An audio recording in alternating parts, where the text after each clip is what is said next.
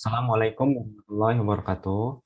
Saya Pandogong Prayogi AMD. Pada kesempatan kali ini ingin mempresentasikan tugas mandiri saya di Agenda 2 Kegiatan Latsar CPNS Golongan 2 tahun 2021 BPSDM Provinsi Sumatera Utara, yaitu mengenai etika publik dan penerapannya di wilayah kerja penyuluh pertanian. Apa itu etika publik?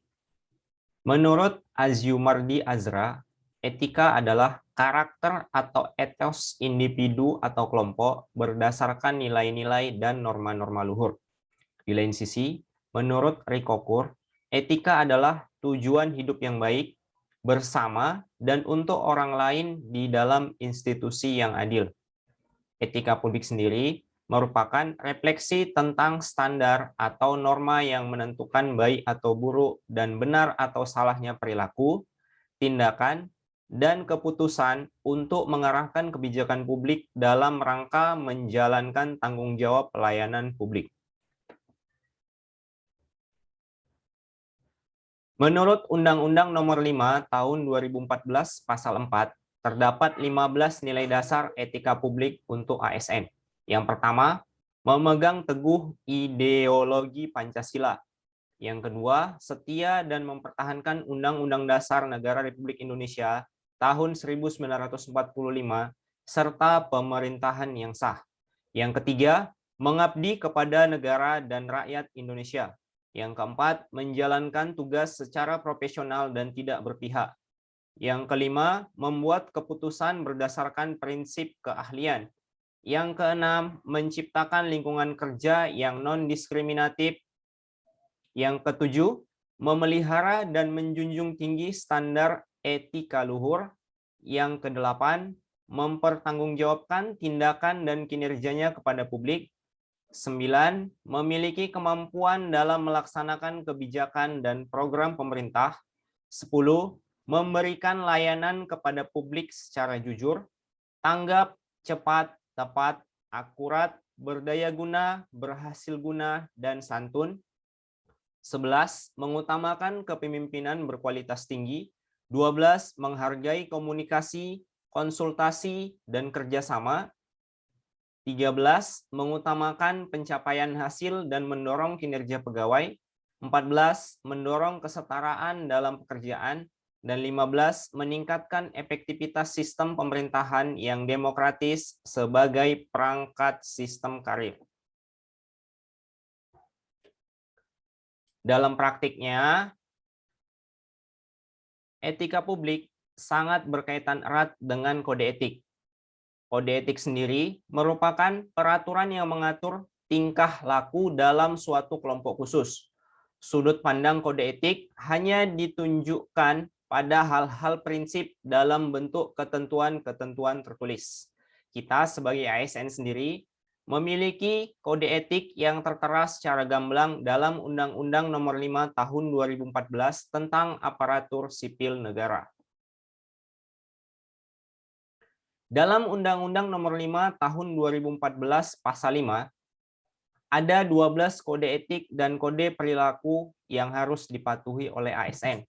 Yang pertama, seorang ASN harus melaksanakan tugasnya secara jujur, bertanggung jawab, dan berintegritas tinggi. Yang kedua, seorang ASN harus melaksanakan tugasnya secara cermat dan disiplin. Yang ketiga, seorang ASN harus melaksanakan tugas sesuai dengan peraturan perundang-undangan yang berlaku. Yang keempat, melayani dengan sikap hormat, sopan, dan tanpa tekanan. 5. Melaksanakan tugas sesuai dengan perintah atasan sejauh tidak bertentangan dengan peraturan perundang-undangan dan etika pemerintahan. Yang keenam, menjaga kerahasiaan yang menyangkut kebijakan negara. Yang ketujuh, menggunakan kekayaan dan barang milik negara secara bertanggung jawab, efektif, dan efisien. Yang kedelapan, menjaga agar tidak terjadi konflik kepentingan dalam melaksanakan tugasnya. Yang kesembilan, seorang ASN wajib memberikan informasi secara benar dan tidak menyesatkan kepada pihak lain yang memerlukan informasi terkait kepentingan kedinasan. 10. Tidak menyalahgunakan informasi intern negara tugas, status, kekuasaan, dan jabatan untuk mendapatkan atau mencari keuntungan dan atau manfaat bagi diri sendiri atau untuk orang lain.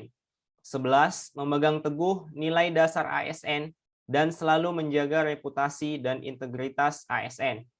Dan 12. Seorang ASN wajib melaksanakan ketentuan peraturan perundang-undangan mengenai disiplin pegawai ASN. Secara umum, terdapat dua bentuk kode etik dan implementasinya. Yang pertama, berupa kewaspadaan profesional.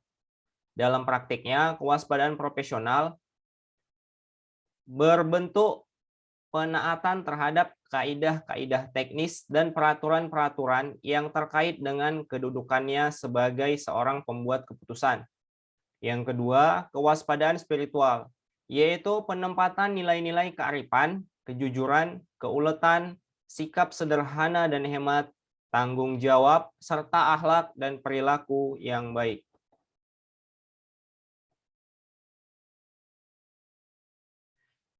Etika publik sangat erat kaitannya dengan konflik kepentingan.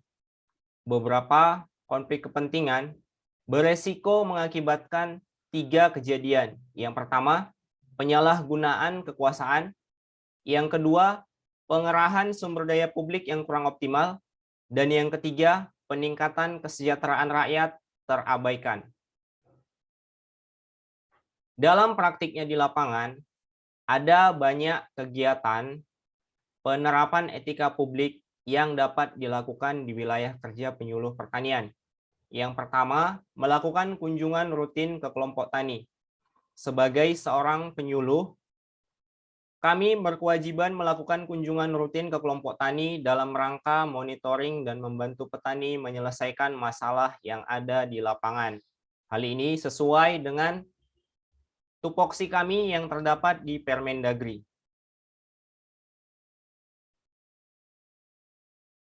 Aplikasi yang kedua adalah menginput nama petani ke sistem simultan dan ERDKK. Saat ini,